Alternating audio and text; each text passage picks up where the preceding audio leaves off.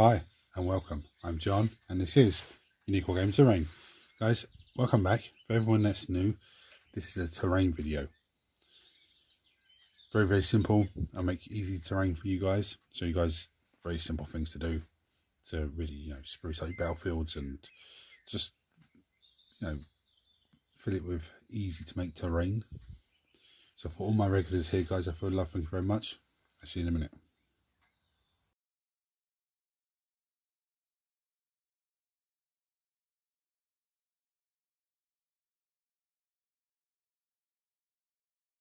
So you would have seen from the thumbnail, we're going to make some very easy fencing this time from Sprue terrain. We're going to make Sprue terrain, little fencing, very simple. But what you basically need, clippers. Okay, you could use a mold line scraper. The only reason you'd need a mold line scraper is a bit like this, where they've got the writing on it.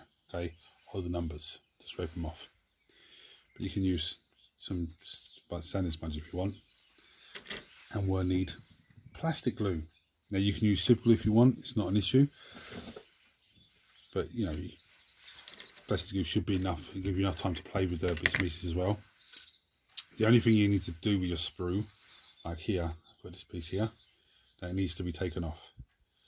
But I'm not going to take that off and throw it away. I'm going to take that off and put it into one of my big strays, so it could be used on a project later on. The other thing we need to do is take like these bits off. Okay, all these little bits that stick over, I want to take those off because we want to have this as flat as possible. So I'm going to snip those off. Again, I'm not going to throw them away. I'm going to put them in a little lid so they can be used maybe for something else. Yeah. Right. I didn't have much luck cutting it off. I kept snipping it and getting half of it. So we're not going to worry about that. What we're going to do is we want one straight edge. Okay. So I'm going to snip a length, and then I'm going to take that straight edge and I'm going to put it onto the other piece and snip roughly the same length. Right, so this is the basic structure, and I'm going to show you now. And you'll see the same bit of footage, and every time you're doing it, just because it's easier for me just to keep this bit of footage and keep adding it into each time we're doing this, to anyone that's new comes across, they can see it. But we've got our two lengths there. Okay, they're roughly the same size. Okay, there's a couple of millimeters difference, not a big issue. Right, and we've got the numbers on that side. Okay, so that's going to be the inside part, so you're not going to see them. The cow's going mad. But as you see, there's little bits like this. Just need to maybe just give that a little trim down. But that's not a big issue. And this is the idea. Two pieces standing there. I've cut little pieces off because these pieces were standing on there. And we're going to glue this. It is sort of curved one end and flat the other. We're going to glue this in the middle.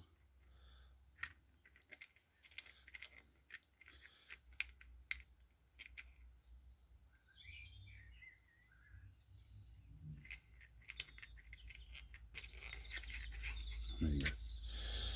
I'm going to glue this in the middle. So it's a little bit, it's going to be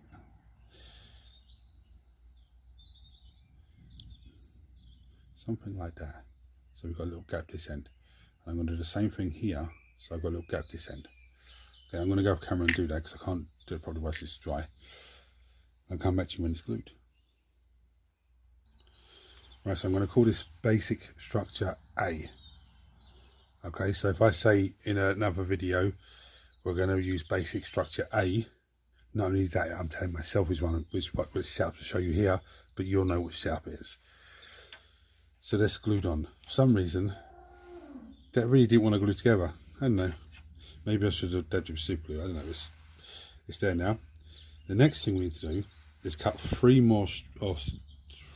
Let's go 4 more. Four strips. 4 more straight strips. Okay. And they don't have to be the same length, but it's probably easier to make them the same length. Okay, just a flat edge we want. So I'm going to snip 4 of those, This is all from the same sprue so far. Right, so this, I might have to leave this to dry, okay, for a bit, because I need to fiddle about with it, and I don't want to.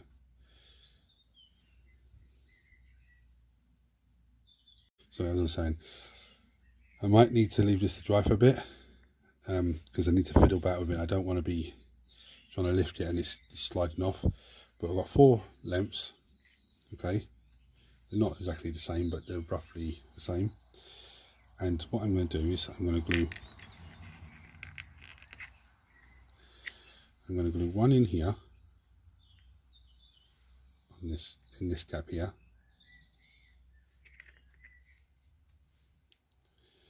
I'm going to glue one in here like so, okay, one in that side, and I'm going to glue them both up against the middle rod, one that side and then one this side. But I need to do it when it's standing like that, because if I don't, what will happen is it will go through like that and it won't sit properly. But at least if this is flat, it'll stay in something like that. And you can't really see it because of the angle, but so I'm going to glue them in and then come back to you then for the next piece. Right, so that's glued in. I will have to leave it to dry, but this is what we're left with. This one doesn't seem to want to stay properly.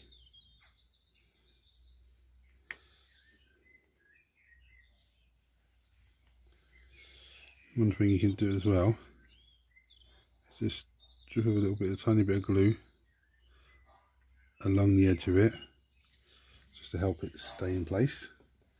So I'm going to leave that to dry, because the next part then we have to do cross beams going across. Right, so it's freestanding, as you can see. Okay. No, I didn't scratch the numbers off, which I should have done. I said to you to do it, and I totally forgot to do it myself. Oops. But that's not the end of the world. So you could take other bits of sprue and glue them across. Okay, that'll work. But I'm going to come with some coffee stirrers.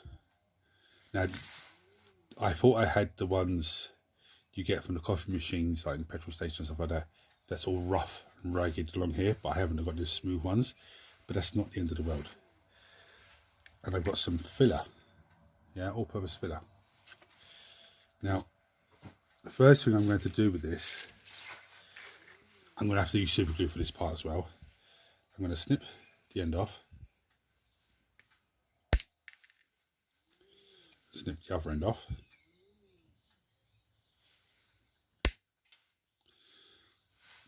obviously my wood is too long, so I'm going to roughly measure it.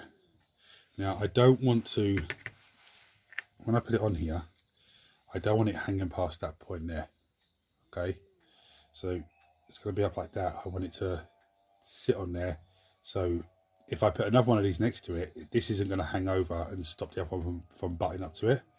It's not going to butt perfectly, because it's not, but it's enough to make it look like a fence.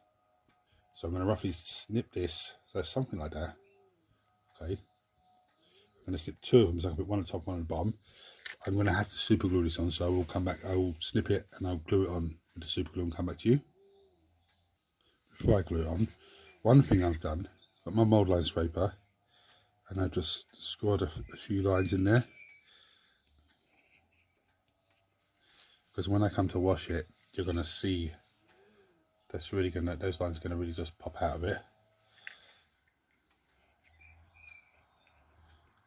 Doesn't have to be straight lines, they can be weird wavy lines. So now I'm going to do is glue them on and then come back for the next part of this.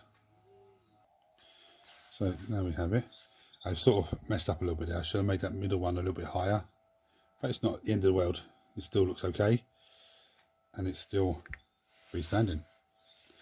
So what I'm going to do now is I'm going to bring some filler in.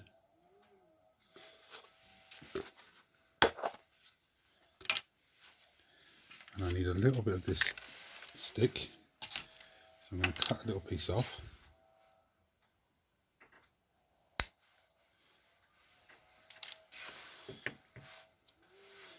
here's what I'm going to do. Take this, take a little bit of filler. I'm going to come in and I'm going to just smooth it in there, like so.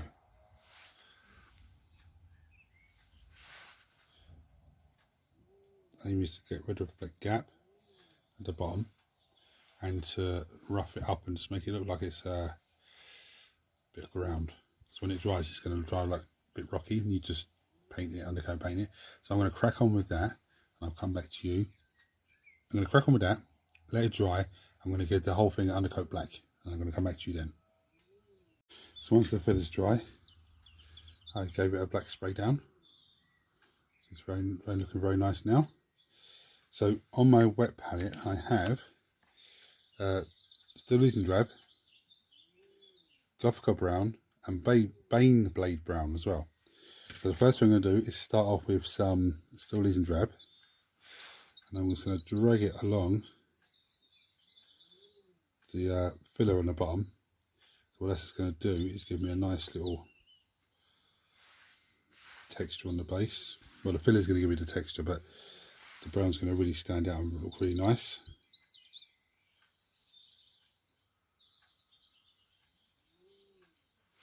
It's not quite a dry brush, but it's not painting it either. I'm just sort of dragging it across. Gives you that nice little effect. Next thing I'm going to do is I'm going to take some of the Gothica Brown, which is quite dark.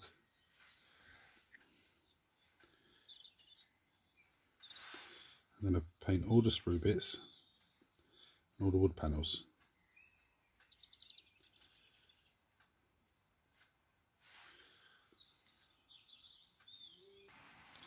Right, so here we are. The wood grain on that the stirrers look absolutely amazing. Yeah, so now what I'm going to do, I'm going to take some of the Bane Blade Brown onto my brush, onto a bit of tissue, and I'm going to come in and just dry brush.